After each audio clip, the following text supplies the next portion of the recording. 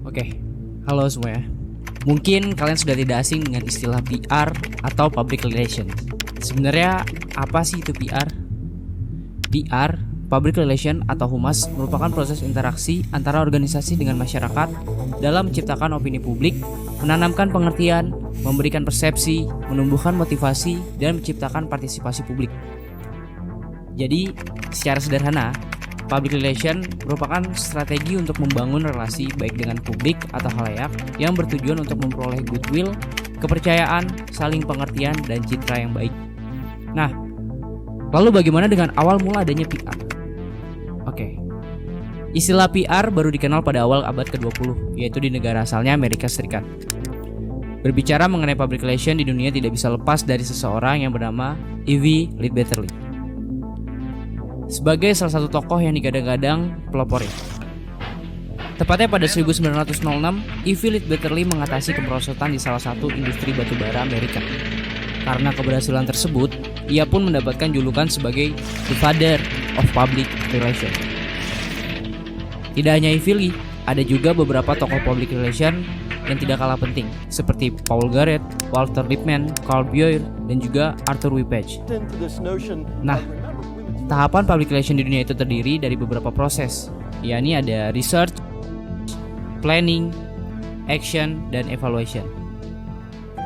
Sebenarnya benih-benih public relation di dunia sendiri sesungguhnya tidak bisa lepas dari sejarah dunia itu, khususnya mengenai temuan tulisan yang membuat proses komunikasi serta persuasi menjadi berubah. Bahkan saat masa Mesir kuno, opini publik mulai dipertimbangkan. Sementara itu, dasar dari fungsi public relation atau humas sendiri mulai ditemukan saat terjadinya revolusi Amerika. Meski sebenarnya setiap masa atau periode mempunyai cara tersendiri dalam menciptakan opini serta mempengaruhi publik guna mengembangkan organisasinya. Nah, oke. Kalau tadi itu adalah sejarah dan perkembangan PR di dunia. Lalu bagaimana dengan di Indonesia?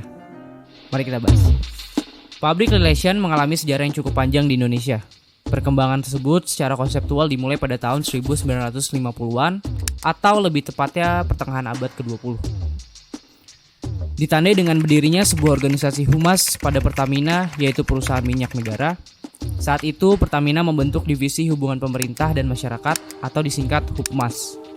Kemudian, divisi itu berperan penting dalam membangun komunikasi antara perusahaan dengan relasi bisnis, klien, dan berbagai perusahaan, baik BUMN, swasta maupun asing. Sejarah perkembangan public relation di Indonesia berikutnya ditandai dengan pembentukan humas pada jajaran kepolisian pada tahun 1954. Berikutnya pada 1970-an, humas juga dibentuk di berbagai instansi pemerintah serta perusahaan swasta.